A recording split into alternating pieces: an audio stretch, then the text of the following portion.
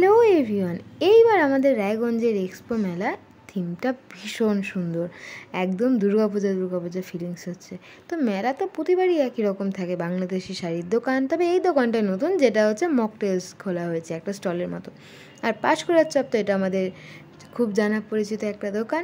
আর এই রাইডটাও অনেক দিন ধরেই আসে আমাদের এখানে, বিগত 2-3 বছর ধরে। নাগরদোলনার কথা তো বলাই বাহুল্য, তবে এখন নাগরদোলনায় সবাই উঠে কাগজ ওড়াতে ওঠে, তবে এখন ভিড় কম ছিল।